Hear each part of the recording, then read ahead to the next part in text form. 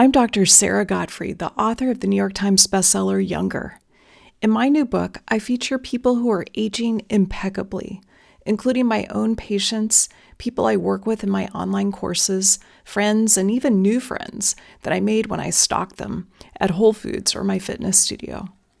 Sandy is one of these friends, and you'll find her featured in chapter 12 of the book, page 260 to 266. This is my interview with Sandy. My name is Sandy Kleiman, and I'm 59, and I'm about to turn 60. Ooh, what does that mean? It's a very scary thing. You know, it's something about having that 5 in that tens place that is okay, but 60, in my mind, it's always been old. You know, my grandmother, my mother, everybody who was older than me was 60 plus. And to think that that's me is, I have a hard time reconciling what that actually means. You know, so I'm a little, but I feel so good. I don't know what it means just in terms of how I feel versus what that number means and what it means to the world. For me, I think I got some good genes. You know, my mother was a beautiful woman, and but I watched her decline, and I watched her decline really in those later years, sort of from 70 to 90. She died at 90, but the last 15 years of her life were horrible, and I think that the decline came from the way she lived her life, that her diet was not great. She thought it was. It was perfectly within the norm of what most people eat, but I know, with what I know now, it was not the right thing to do. Exercise, she didn't regularly exercise.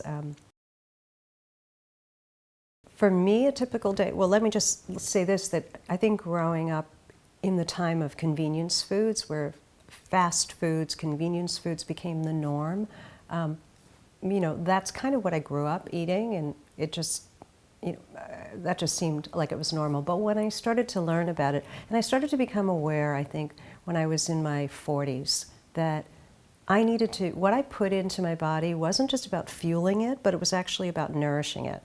And I needed to know more about, what is nourishment? Where does that come from? Just because you ate something that you thought was wholesome was not necessarily nourishing. So for me, I eat mostly vegetables and fruits. I eat animal protein, but I'm really cautious about it being organic, it being sustainably raised. I don't want to be eating animals that are shot up with hormones or have any kind of antibiotics in them. So the hormones are going to affect my hormones, and I don't want more estrogen in my body than I make or that I choose to put into it. The antibiotics, who needs to be resistant, I don't want that affecting my gut. And what I've learned is that my gut is the source of all of my health, that if I have a healthy gut, the rest of my body is going to be healthy. So I want to eat those foods that are going to nourish that garden. And that means that I need to eat the right vegetables that are going to feed the bacteria good soluble and insoluble fibers, and you know, you don't even have to think about all those things. Just eat plants, eat lots of them. Michael Pollan got it right. Right. Eat them in a variety of different ways.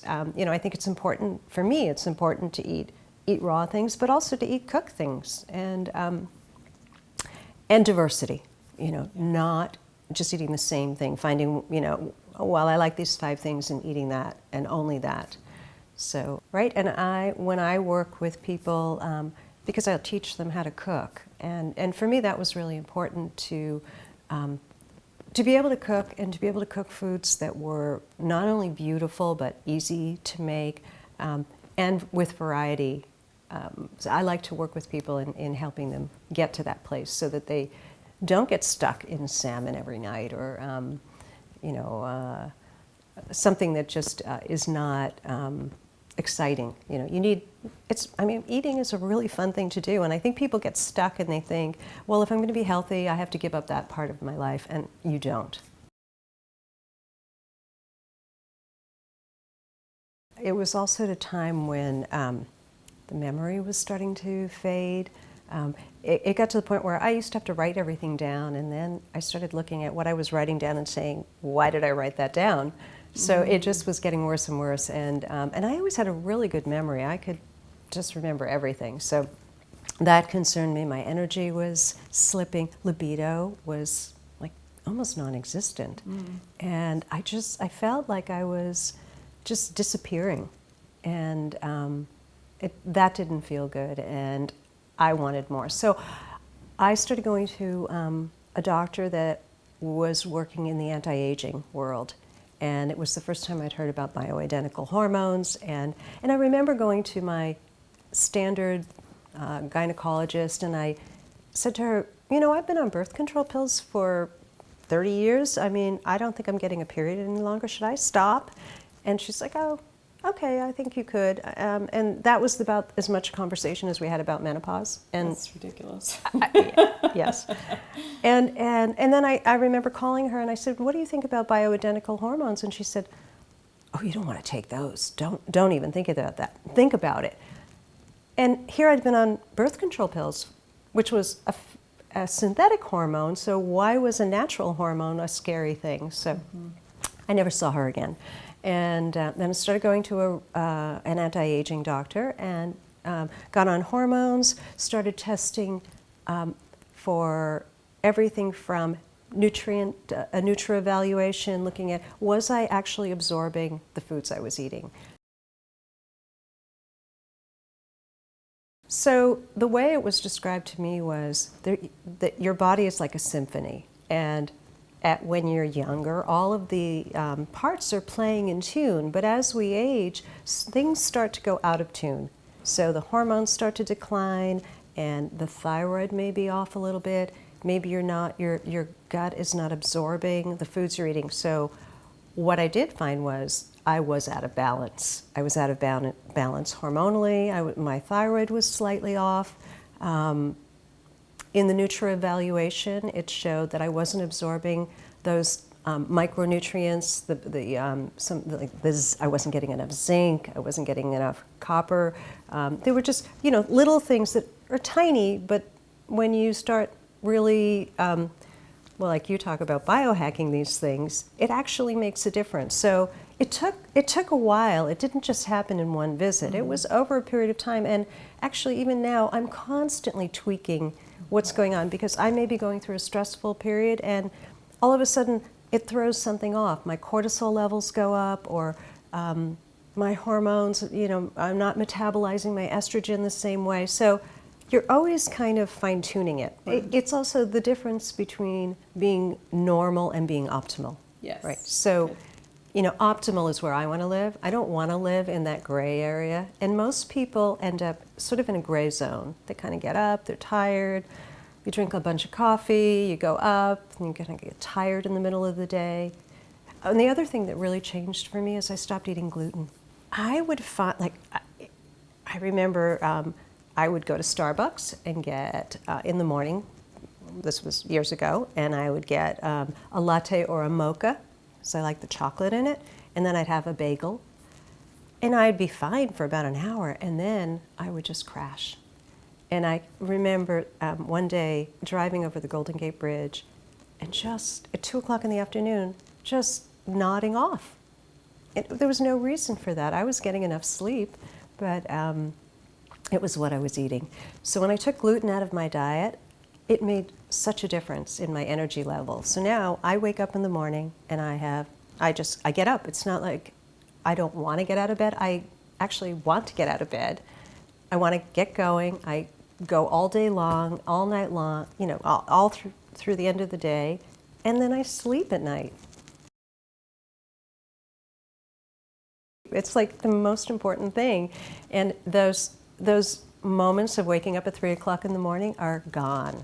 I think it was a hormonal imbalance. I think it was not understanding what night sweats were. In fact, for years, because nobody talked to me about menopause or even perimenopause, I just thought I was sleeping in a room that was too warm, or that I was using a down comforter, and so it was normal to sweat.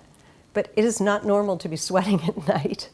So I think that actually wakes you up, or when the cortisol levels are off and they start shooting up at 3 o'clock in the morning, they wake you up. But when everything is in balance, you will fall asleep and you will wake up in the right amount of time. Well, so of late, the last couple of years, it's been yoga. But I would say really through my whole life, I've always exercised in one way or another. I danced when I was younger. In the 80s, I loved aerobics, Jane Fonda workouts, and I did that through the 90s. I worked out in a gym. I had a personal trainer. I was into spinning. I loved all those things, and I was very consistent with exercising at least 3 times a week, if not more. But I discovered yoga, and that has become the thing that I love. And it does so many things for me, because it's the stretching and it's the meditation. I think yoga has gotten me through some really difficult, stressful times in my life, because it was the place that I could go to really calm down and know that practice was my escape. So on a stress, on a psychological, on the mind level, it works great, and then on the body, it makes you really strong and it makes you really flexible. So the pains that I used to have, where I'd go to the chiropractor, I don't have anymore, because I'm really flexible and I'm in good shape, and I intend to stay that way until I'm 90 or 100. I intend to stay upright and vertical. I don't want to start to, you watch older people and they start to kind of go like this, and all of a sudden, their necks are so far in front of them, and that, I just don't want that to happen. Yeah, so I think before, yes, there were probably all of those things. They were, canned, lots of canned vegetables, which is why I didn't like vegetables. So I wasn't eating a lot of fresh vegetables. Lots of meat and potatoes and so it would be meat and potatoes. And that was sort of the typical American diet. And if I had a steak, I'd have 8 ounces, or a hamburger. It would be a half a pound of burger, because the main part of the meal would be that animal protein. Well, now when I eat animal protein, I think of it more as a condiment and not as this big center of the plate. The vegetables are the center of my plate, and there'll be a variety of vegetables, and maybe there's 3 ounces of meat or chicken, or so that's changed. I remember thinking, when I was first early on cooking for my family, well, why would I go and buy a chicken that's organic and is like $6 a pound or whatever, when I can go to Safeway or any traditional supermarket, and they have these Foster Farm or whatever those big brands are, and it's 99 cents a pound. What's the difference? A chicken is a chicken, and it's really not true. What's in that chicken, how that chicken lived, what that chicken was, what kinds of antibiotics or medicines the chicken was put on, is going to go into my body. So I wanted to make sure, so I learned that eating that, there really was a difference. So I got rid of all that. Organic fruits and vegetables, understanding what it wasn't just the pesticides, but it's the genetically modified foods, and not knowing or fully understanding what those things did to my body. I don't want to be an experiment for Monsanto, so I don't eat those things.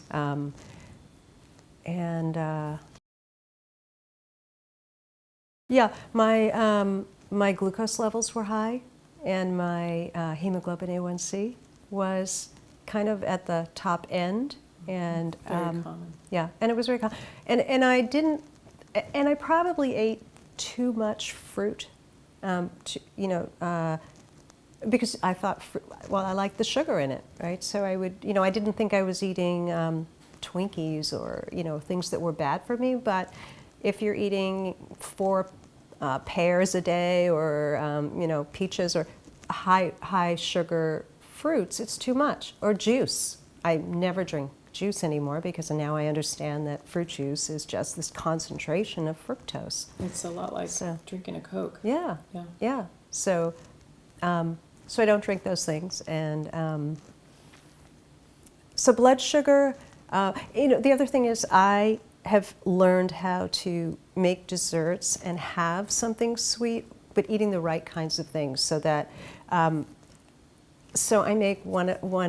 Tell us about your desserts. Well, so everyone's going to want to know. Right. So one dessert, which everybody really loves, is just dark chocolate, which we know is good for you. It's anti-inflammatory and it's it makes you feel good, right? Mm-hmm. So really dark chocolate, toasted almonds, and toasted coconut, and putting all those, melting the chocolate, toasting all the almonds, putting it all together, and making what I call an updated almond joy. Nice. And the reason that it's good for you is even though, so there's no added sugar other than what the bittersweet chocolate has in it, but the fat and the fiber from the almonds and the protein in the almonds is going to slow down the absorption of the sugar. So you can eat 1 or 2 of those small bites and get that fix that you want and feel good, like you've had dessert, you're not deprived, but it's good for you. It's good for your body. Right now, the salads that I'm loving, just because of the season we're in, is I'm using a lot of citrus. So I'm using pomelo or different kinds of grapefruits, blood oranges, and mixing that with shaved fennel and arugula. So those things are going to be really cleansing. And if I'm eating something that's a little heavier, just because it's cold out, and the arugula and the acid in the citrus is going to help clear away any of the fats that may come in from the foods that I'm eating. And as far as a dressing, what I've been doing is taking the juice from as I'm cutting out the oranges or the grapefruits, I'm using that juice, dissolving salt in the citrus, in the acid, and that's a key to a good salad dressing, is you want to dissolve your salt. Because if you put your oil in first, it's going to coat the salt and it's never going to dissolve into the dressing. So you do that, and then it just sort of relaxes the acid. I'll use olive oil or I'll use walnut oil. Mm-hmm. But I've just recently learned something about olive oil, that the most potent part, so olive oil is really high in phytonutrients, but, and the more it burns, that kind of, when you get that burning feeling, olive oil is really good for about 6 months from when it's harvested. That when you buy olive oil in the supermarket and you see so it's 2017 now, if you see an expiration of 2019, you do not want to be eating it. Mm-hmm. It's too long, because it's not that it's necessarily rancid, but the nutritional value is diminished. Mm. So you really want your olive oil to be as fresh as you can find. A couple of things. One is, I'm in such a great place in my life now because my kids are sort of almost on their own. They're launched. They're launched. Yeah. They're launched. One graduating from college this year. Yay. And so it's now about me. And we spend so much of our lives as women giving to everybody else, to everybody around us where you take care of, and it's the kids and it's your husband and you kind of get lost in that, and you go through all of these feelings of not feeling great, and you don't understand why you're not feeling great. And I have to say my 50s have been the best decade of my life, and I've never felt better. I've never felt better about myself, more empowered about the potential that I have in my life. And so it's so critical that I have, I want to, I always thought if we could have 50A and then 50B, but 50B is going to be 60.